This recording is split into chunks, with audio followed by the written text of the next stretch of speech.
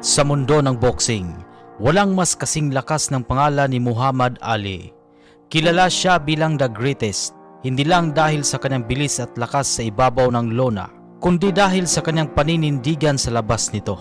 Ang kanyang mga laban ay hindi lang laban sa mga boksingero, kundi laban sa mga hamon ng lipunan, politika at diskriminasyon.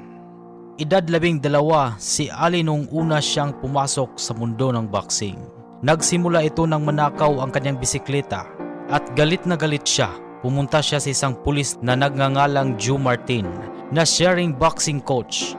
Sinabi niya na gusto niyang suntukin ang magnanakaw kapag nahuli niya ito. Ngunit sagot naman ni Joe Martin, bago ka makipaglaban, dapat muna kitang turuan kung paano sumuntok ng tama. Doon nagsimula si Ali sa boxing gym sa ilalim ng pangangalaga ni Martin.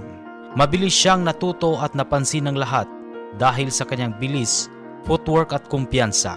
Sa murang edad nanalo siya sa iba't ibang Golden Gloves tournaments. Taong 1960 sa edad na 18, nanalo siya ng gold medal sa Rome Olympics sa light heavyweight division. Pagkatapos nito naging professional boxer siya at unti-unting nakilala bilang isa sa pinakamagaling sa kasaysayan ng sports.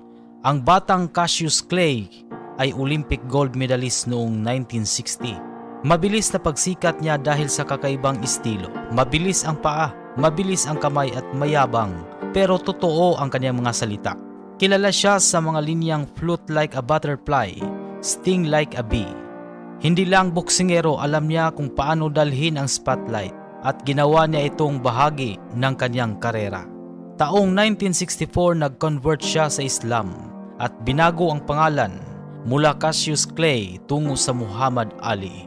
Paninindigan laban sa rasismo at para sa kanyang pananampalataya. Maraming hindi nakaunawa, marami ring bumatikos. Ngunit pinakita ni Ali na ang tunay na laban ay hindi lang sa ring, kundi sa pagkakaroon ng tapang ipaglaban ang paniniwala mo. Taong 1967, tumanggi siyang maglingkod sa Vietnam War. Dahil dito, kinuha ang kanyang titulo, sinuspende ang kanyang lisensya at halos nawala ang kanyang prime years bilang boksingero. Pero hindi siya bumitaw. Ipinaglaban niya ang kanyang karapatan hanggang umabot sa Korte Suprema at siya ang nagwagi. Tinuruan niya ang mundo na mas mahalaga ang prinsipyo kaysa sa pansamantalang tagumpay. Mga epic niyang laban: The Fight of the Century laban kay Joe Frazier, The Rumble in the Jungle laban kay George Foreman, kung saan dito pinakita niya ang rope-a-dope strategy na hanggang ngayon ay pinag-aaralan pa sa boxing. The Thrilla in Manila laban kay Frazier, isang labang nagpakita ng sobrang tibay at puso. Sa bawat laban, hindi lang katawan ang pinapasuko niya, kundi ang loob ng kalaban. Psychological warfare, trust talk at confidence, lahat ginamit niya. Marami talagang laban si Muhammad Ali at isa siya sa may pinakakilalang record sa boxing history. Mayroong 61 laban siya sa boxing.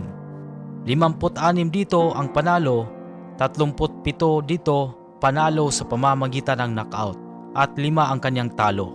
Si Ali ay hindi lang kilala sa dami ng laban, kundi sa klasikong estilo niya sa ring at sa pagiging malakas na personalidad sa labas ng laban.